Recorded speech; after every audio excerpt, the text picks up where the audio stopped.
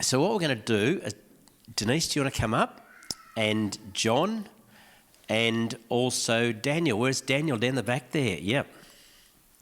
So we had Rhonda as well, but Rhonda, they slaved and worked her too hard yesterday, John, I hear, right? So, you got one there. Fantastic. Yep. We were going to have stools. Stools would have looked so nice and comfortable and stuff, but we couldn't find any. And like I got to be taller than all my grandparents, and we thought if we sat everyone on seats down here, no one would see us. So we're going to stand up, if that's okay? Yeah. Okay. So you don't have to turn it on, you just have to speak. Hello again. Yeah. They're fiddling around with all those things. So what we're going to do, I'm going to start with Daniel, because Daniel, I believe you're the youngest. This is your grandfather, and this is your auntie, and you've got a whole lot of your mob out there, family, all your little support act. We actually didn't know you were going to be here when I set this up, so that's just how it's worked out. So Daniel, it's a similar question I want to ask each of you, but in your journey of life so far, what has God showed you that you've then applied it and you've seen how it works? Can you think of anything that God's spoken to you about and you've put it into practice? Probably patience. Patience, right? Yeah. Yep. So in what way patience? What do you mean? Like, did you ask God to give you patience and then... No, I asked for a challenge and I got it. You asked for a challenge? Yeah. Yeah. So take me back to that. What do you mean you asked God for a challenge? Well, I just love challenges, like I love puzzles and games and whatever, so I wanted God to prove himself to me, so I asked for a challenge and I got it. So yes. Broke my leg and then came back to work, and then I had other challenges, and then work could have lost my job and I didn't, and things like that. So it's just all been a big challenge and God's helped me through it. So in the last, say, 12 months, yeah. What have you seen God speaking to you and saying to you and showing you? Guidance, yeah. One. Ways to deal with it. To deal with all the pressures and stuff that's going on, do you mean? Yeah. Yep. The challenges you asked for. Yeah, the challenges I asked for. I only asked for last year, but it's continued on. So. I hate to spoil things, but if you've lived life long enough, you'll know there's challenges keep coming. Yes. Yeah. That's about it, I guess. That's great. We appreciate that. Yeah. Denise, what have you been thinking about when you knew that you're going to have a little opportunity this morning? Well, when Lex said we were going to be sharing about something God's taught us and how it's impacted our life, there were three things that I thought of straight away that I could share. But then I thought about the most important lesson that God taught me, and I'm just really excited that this morning it's already been spoken of 3 times, and the verse that I'm going to read has already been mentioned twice. So I think God's got something from my heart to share, and I'm thinking it's going to mean something to someone. So back when I was probably a similar age to Dan, growing up through my late teen years and my early 20s, I hated myself. I was raised in a loving family. I'd become a Christian when I was a kid, but I was disgusted by myself. I couldn't look in a mirror. I just hated what I saw. And the voices that spoke to me in my head were always condemning, and I couldn't even stand to look full on in a mirror. I'm sorry there's going to be tears, because God has just reminded me again this morning of how much he loves me and how he changed me. Yes. So I met Mark when I was 18, and when I found somebody who loved me, that just amazed me, because I didn't love myself. How did someone else love me? And Mark would tell me good things about me. He'd say I was beautiful. It didn't mean anything, because the voices telling me were full of disgust and contempt. But God gave me a verse from the Bible, and it's been said twice this morning already. If I can hold my phone still, I will read it. Psalm 139. I don't remember how I came across, whether it was taught somewhere, whether someone spoke it to me. I really don't remember where I heard it, but these words changed my life. For you created me in my inmost being. You knit me together in my mother's womb. I praise you because I am fearfully and wonderfully made. Your works are wonderful. I know that full well. My frame was not hidden from you when I was made in the secret place, when I was woven together in the depths of the earth. Your eyes saw my unformed body. All the days ordained for me were written in your book before one of them came to be. Those words gave me a revelation that even when I was a little red mess of a blob of cells being formed, when I was ugly, when I had done nothing, I was not capable of doing anything to earn any love, God loved me, and that he made me who he wanted me to be. Just as I am, I've got sins and flaws, and I can deal with those now and know that I'm not perfect, but I don't listen to those voices that condemn me anymore. I can look in a mirror without disgust, and it didn't happen instantly. I still had to work on things, but God, just with those verses, built the foundation of my life to know that I am loved unconditionally, that he made me who I am and that I'm accepted. I'm his child.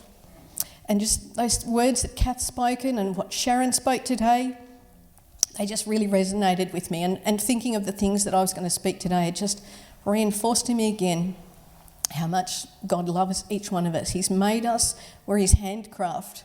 I like to do knitting, and some of you might do crafts or paintings. You know, when you've made something, how important and how proud of it you are. You put it on display or you give it to someone, you want them to treasure it. And it might have faults in it. You might know where you did a wrong line on a drawing, or you might have dropped a stitch in your knitting. But when you've made something, it's precious to you. And we are the same to God. We are his handcraft, and he is so proud of us and he loves us. And yeah, that's just been the foundation that changed my life from that verse. Yeah, fantastic. What I love, Denise, about what you shared is that without God, those lies stay. They get reinforced, right?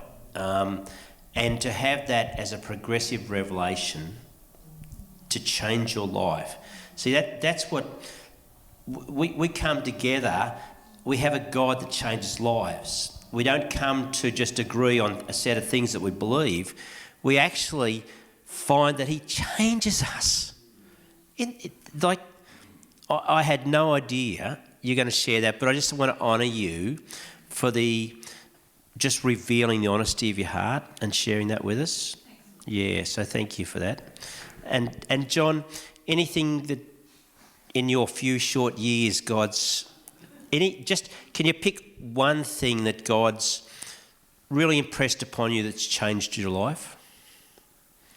Yeah, it was probably one of the things that in my early years, I was a salesman, and I enjoyed going into people's offices, and I was smoking, and I used to take them out for dinners and all these sorts of things that the travelling salesman does.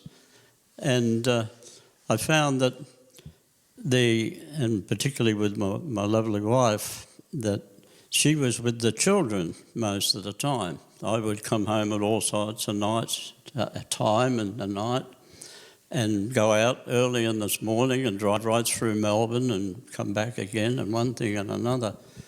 And it didn't help our marriage. And so we changed, and we moved out to Sale. I had a job there, and I was doing country right up through New South Wales and all this sort of thing. And it just got to a stage where it broke. And Rhonda said to me, we're going back to Melbourne. And I did that because I thought my children need to be educated well. So Sale, compared to there, would be different. So, For all those in Sale, we love Sale. It's a beautiful place. It's just as good as Melbourne. But yeah, I did. I used to go fishing, and I could get off the road now, but we went, and so when that happened, and she said to me straight in the face, and I don't know why, because we weren't church people. She said to me, when we go back to Melbourne, I'm going to take the girls to church. I said, go for it, off you go, see you later. Anyway, and that happened. And it went on and on and on, and one of my best mates lived around the corner, and we had a garage, it was huge, and we had a caravan there, big table, pool and play and all these things while they went to church. You beauty, a fridge over there, and it's a sporting place in here, and nothing would change me. Nothing would change me at all, because I enjoyed, and you may or may not by the shape of my head and other things, I got a lot of Greek in me, and you know what Greeks are like? When they go their way. Nobody else, So it went that they all went to church, and they all went to church. And from what I get from that, from Rhonda and the family, there's only one thing that would get this fella into church. And they deceived, and they looked at Paul and the road to Damascus. And so they prayed, hiding in the house, and they prayed and prayed and prayed about the road to Damascus. And they found it. They found it, and I don't want to go too far with it, but I got sick. I had an ulcer in my mouth, which became cancer. And they said to me, and Rhonda said, on the day I went to Circus, and they said, yeah, look, you've got to go. And the surgeon said to me, you've got some good news and some bad news. The good news is you may not die, and the bad news, you can die. And I said, oh, thanks a lot, all that sort. So when I went home on this Friday, and Rhonda got up, and Saturday morning I'm sitting there having breakfast, and she walked out and she was talking to me, and she just looked at me over the table and she said, what are you going to do if you die? That's encouraging, isn't it? It was, and I'm ready to go off to the hospital. And I was a blank. I was a total blank. And I think in my own mind, I won't usually use for spirit in that time, that am I more fearful of death than God? Because she said, what are you going to do? So anyway, I think, well, hang on, I'd rather be alive, So she called the pastor around. We had a meeting in the home, and so then I gave my life. And I believe strongly in miracles, because what had happened to me. And as time goes on, that it more and more is so clear in my head, probably because knowing God, I can see exactly what happened to me in the hospital. And so I had this operation. Now this is Monday, and I was in a bed, and I can only show and share that. I know all you married people that would be in here, if you're in the bed, you know when your partner is there. You can feel it in your body and in your dream and whatever. You know that your partner is in that bed beside you. And here I was in this hospital, and I had this feeling that there is someone in the bed with me. and I had tubes, I had all sorts of things all over my head. And there was this partner laying in my bed. And as a couple of days over that came out, I was just sitting there one day and a half of days, and a window like that in the hospital up the back. And I looked, opened up my eye and I looked, and there was the face, was looking through the window at me, straight at me. And I just couldn't imagine why. And so it became that. And just to wind it all up is that Monday was operation. 2-3 days before they washed my head and then the blood and everything else. And on the Saturday, Rhonda walked in with her father, looked at me in the bed, and I was all, okay. She looked at me, ran away. That was great, wasn't it? I'm starting to get back.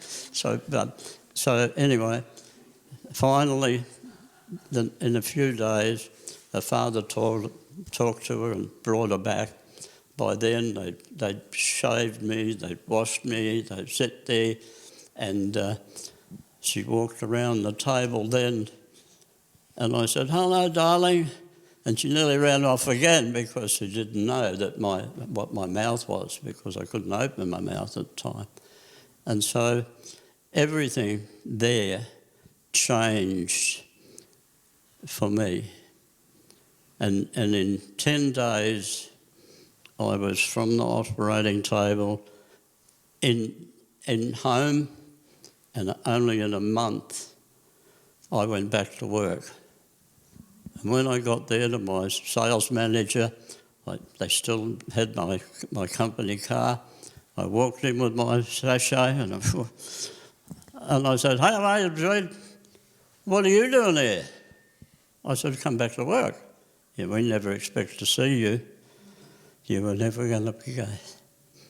And I've never had anything like that in my life. And to see the things that God has done, I could take a day and a half to tell you all, but you haven't got that actually. No, I've got the clock. Dad, didn't they say that you may never talk again properly?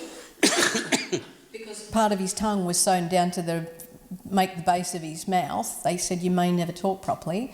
And then he went to Bible college and became a minister and has been preaching God's word. So yes, it's amazing. God's really recycled him.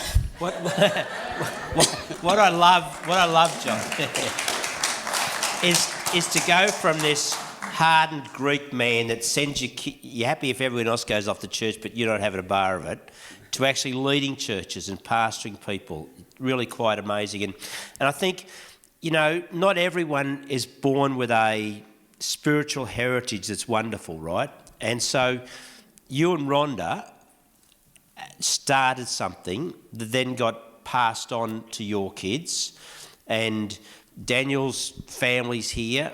And Daniel, for you grew up in a Christian family, right? You had a family that was committed to God. John didn't have that. But then it goes from your own family background to your personal walk with God. And that's a different thing altogether, isn't it? And so what's that mean to you, to start this journey that others before you have done, but now you're beginning that journey? What's that journey feel like? Discovering for yourself, instead of it your parents' God being your God. What's that feel like? Oh, well, it'd be a lot easier to run. But, yeah, it's just my choice and it's what I want to do. Yes. Yep. And I can see how much you've grown as a Christian in this last 12 months. Yeah. And how you've trusted God in circumstances that are outside of what you've experienced before, Yeah. Yep. There's anything, Denise, that you wanted to add at all? No, that's probably it. I'm just really encouraged when I see Dan very adamant about his values and his beliefs, and I know he's inherited those from his family. He's got very set ideas that he wants to be married, he wants a family, he wants to follow God. He's here in church instead of off camping this weekend or off with doing other things in life. He's planted because his parents sowed the seed, and now he's growing there and bearing fruit of his own. So that's really encouraging to see. Yep, it is fantastic. Well, we might get the band back, but thank you for sharing and to have 3 generations of one family and see where it began and flowing on, and like your kids are off in other churches and doing other things. In fact, our daughter Bronnie is last week she led worship at Riviera here in Bairnsdale, and she's back there leading worship again this morning, and I'm just so proud of her because God has one family. We give it names and we call different churches different names, but he has one family.